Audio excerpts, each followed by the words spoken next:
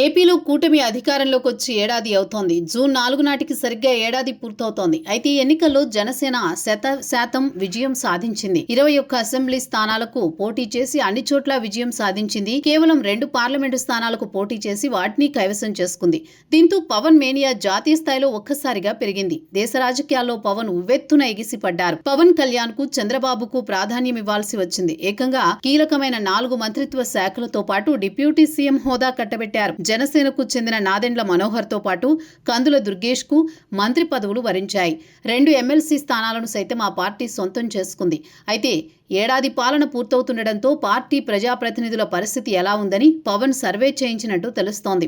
అందులో షాకింగ్ పరిణామాలు వెలుగు చూసినట్టు సమాచారం. గత ఎన్నికల్లో జనసేన ఎక్కువగా ఉభయ గోదావరితో పాటు విశాఖ జిల్లాలో పోటీ చేసింది. ఉమ్మడి విజయనగరంలో 2 స్థానాల్లో బరిలో దిగింది. కోస్తాతో పాటు రాయలసీమలో సైతం కొద్దిపాటి స్థానాల్లో మాత్రమే పోటీకి దిగింది. అయితే అన్ని చోట్ల విజయం సాధించి సంచలనంగా మారింది.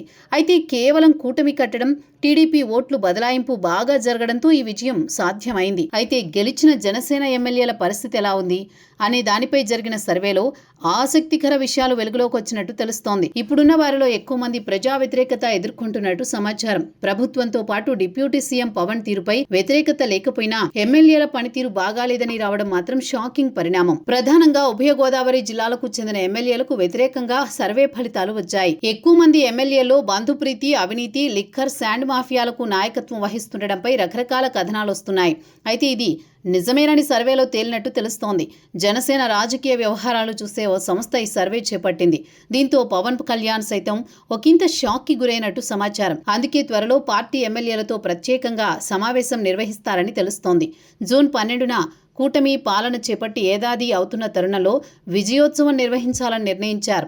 ఈ కార్యక్రమం పూర్తయిన తర్వాత ఎమ్మెల్యేలతో పవన్ ప్రత్యేకంగా సమావేశమవుతారని తెలుస్తోంది. అయితే ఇప్పటికే జనసేన ఎమ్మెల్యేలకు ఈ సమాచారం వెళ్లినట్టు తెలుస్తోంది. దీంతో సర్వే రిపోర్టులో ఏముందో అని ఎమ్మెల్యేలు ఆందోళన చెందుతున్నారు. అధినేత ఎలాంటి హెచ్చరికలు జారీ చేస్తారో అని భయపడుతున్నట్టు సమాచారం. పవన్ ఇటువంటి విషయాల్లో చాలా క్లారిటీగా ఉంటారు.